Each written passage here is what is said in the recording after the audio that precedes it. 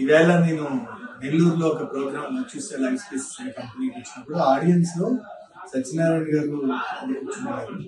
అయితే ఆయన నా స్పీచ్ అయిపోయిన తర్వాత భోజనం చేస్తుంటే వచ్చి మాట్లాడి నా మీద కంప్లైంట్ ఇచ్చారు.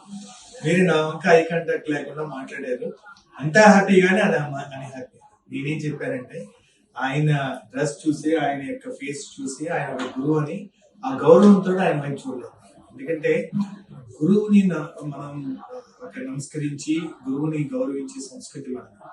నేను అక్కడ నాకు గురుస్థానం ఇచ్చాను. అయితే నేను అక్కడ ఉన్న వాళ్ళకి చెప్తాను, ఒక గురువు కూడా మధ్యలో కూర్చున్నట్టు. కానీ ఆయన సహృదయం వచ్చి నా స్పీచ్ గురించి ఆయన చెప్తూ ఉన్నారు. ఆయన నాకు ఇచ్చినటువంటి అభినందన, ఆశీర్వాదం ఒకసారి మీతో కూడా పంచుకోవాలని ఆయన్ని చెప్పమని కోరుకుంటున్నాను. చాలా ఆనందకరం సార్, మిమ్మల్ని కలవ మీలాంటి వద్ద మాకు దొరకడం చాలా కృషి.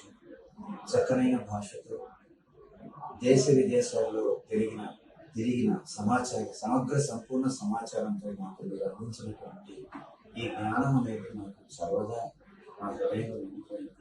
మీ వంటి వ్యక్తులు ఇట్లాంటి సభల మీద మాట్లాడడం సమస్య చూస్తున్నారు. కాబట్టి ఇలాంటి అవకాశం ఇచ్చినటువంటి మా చూసినటువంటి ధన్యం.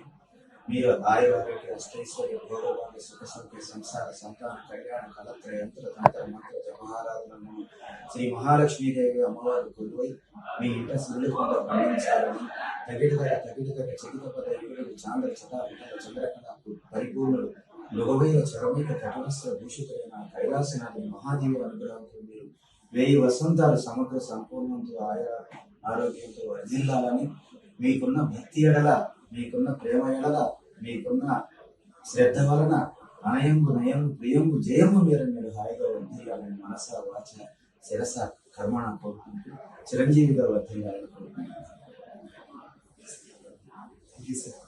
Thank you sir.